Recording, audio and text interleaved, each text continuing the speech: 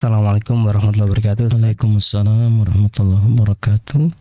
Ustadz, mohon petunjuk. Saya mempunyai anak perempuan usia 9 tahun yang mana setiap saat dirinya dapat melihat makhluk gaib dimanapun tempatnya. Apa yang harus saya lakukan, Ustadz?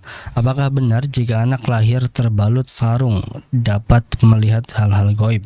Anak saya terlahir demikian tepat jam 12 malam tanggal 13 kali. Mohon penjelasannya pada Ustadz. Iya, bismillah. Anak-anak yang mampu melihat jin itu bukan kelebihan, ya, bukan keistimewaan, itu penyakit namanya. Ya, indigo itu penyakit. Kalau ada orang, Ustadz, anak saya punya keistimewaan loh, bisa punya panca indera yang keenam. Indera keenamnya dia punya indera keenam, the sixth sense, ya. Kemudian dia bisa lihat jin, bisa lihat kedatangan jin, itu semuanya penyakit, ya, bukan kelebihan, bukan keistimewaan. Kalau ada anak-anak yang seperti ini berarti harus diruqyah anak tadi. Nah, kemudian kita pun perlu tahu dalam kasus-kasus yang ada, ada beberapa anak yang punya keinginan. Ini kasus realita yang sudah pernah terjadi, ya, di tengah-tengah masyarakat tentunya. Cuman kita belum mengadakan penelitian ke sana. Ya, tapi dari beberapa kasus kita pelajari bahwa ada sebagian anak-anak yang dia itu punya kecenderungan ingin diperhatikan lebih oleh orang tuanya. Namun cara meminta perhatiannya itu dengan hal-hal yang aneh. Ya, saya beberapa kali menangani kasus anak tiba-tiba menggerung kayak orang kesurupan. Saya pernah menangani beberapa kasus seperti itu. Kemudian ketika diruqyah dengan izin Allah, bahwa si anak ini tidak dalam keadaan pengaruh setan, tidak dalam keadaan kesurupan jin, tapi dia seolah-olah melihat jin. Tumah, ada jin. Itu beberapa kasus saya tangani seperti itu. Jadi bisa jadi anak itu mencari perhatian kita. Dengan perhatian yang lebih, ya, minta perhatian yang lebih, sehingga dia mau melakukan alibi atau yang lainnya. Tapi tidak berarti saya katakan anak ini bohong, tidak. Anak ini dusta, tidak.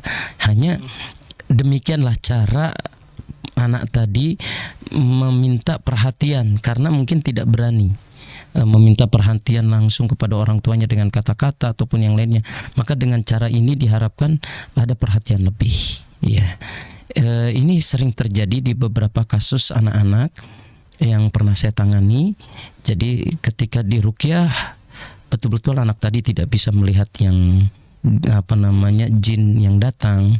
Betul-betul anak tadi tidak punya dia bisa merasakan jin datang dan sebagainya. Kemudian ada kasus juga di sekitar daerah Kabupaten Cirebon. Ya, Ustadz, anak saya selalu melihat jin dan beberapa kali kejadiannya peristiwanya benar.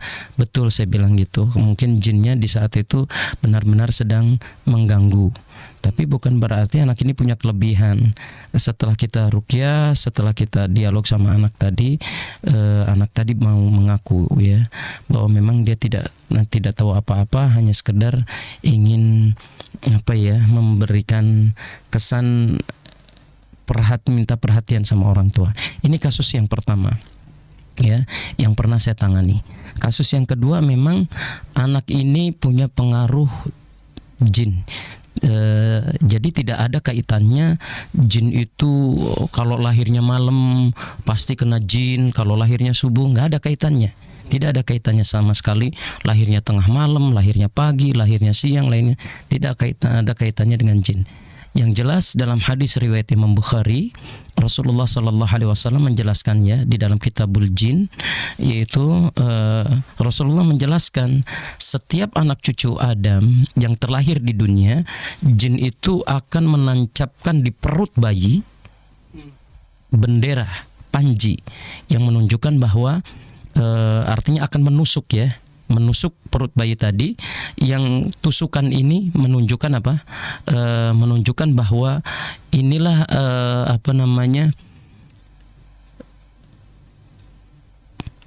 dimulainya permusuhan dan peperangan antara jin dan manusia. Seluruh bayi pasti merasakan hal itu, kecuali bayinya Isa bin Maryam. Kecuali bayinya Nabi Isa, kecuali bayinya Isa bin Maryam. Di saat Nabi Isa bayi itu tidak ditusuk oleh setan, tapi seluruh bayi di atas muka bumi ini semuanya ditusuk oleh bayi. Ditusuk perutnya oleh setan ketika mereka lahir sampai mereka itu menangis. Hal ini disabdakan oleh Nabi di dalam hadis riwayat Imam Bukhari. Jadi tidak ada kaitannya dengan jam 12 malam, jam 1 malam, jam 2 malam, tidak ada kaitannya sama sekali. Ya.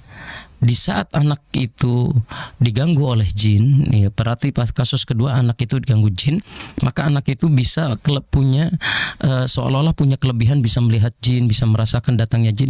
Berarti anak ini butuh pertolongan. Bukan anak ini punya kelebihan. Catat, tidak ada kelebihan dan keistimewaan pada anak yang indigo. Tidak ada kelebihan dan keistimewaan pada anak yang bisa merasakan datangnya jin. Tidak ada. Itu semuanya penyakit, perlu diruqyah. Nah, pada kasus yang kedua, tadi kasus yang pertama karena caper ya. Kalau kasus yang kedua benar-benar terjadi. Ya, anak itu memang betul-betul merasakan jin itu datang. Kemudian jin itu tiba. Awalnya anak itu takut. Lama-lama karena sudah keseringan, anak itu tidak lagi takut, malah merasa enjoy dengan keadaan seperti ini. Ini berarti harus segera di-cut, harus segera ditangani dengan cara diruqyah rutin, kemudian berdoa, perbanyak minum air zam-zam, perbanyak mengkonsumsi habbatus sauda, kemudian makan 7 butir kurma ajwa kalau bisa ya, setiap pagi hari dan sore hari ya. Kalau bisa pagi hari dirutinkan pada setiap pagi hari. Faman istabaha bisab'i tamratnya ajwa lam yadurruhu sammun wala sihrun. Ini sunnah Nabi ya, 7 butir ajwa. 7 butir kurma ajwa, kita artinya 7 biji kurma ajwa kita dikonsumsi kepada anak itu tiap pagi.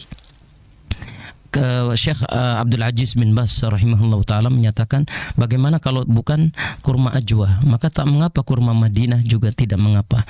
Yang jelas setiap kurma itu memiliki manfaat diantaranya dengan izin Allah untuk mengusir pengaruh-pengaruh jahat jin.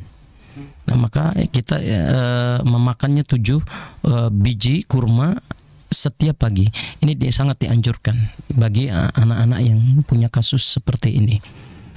Insya Allah dengan cara itu Allah akan menyembuhkan. Ya, wallahu ta'ala.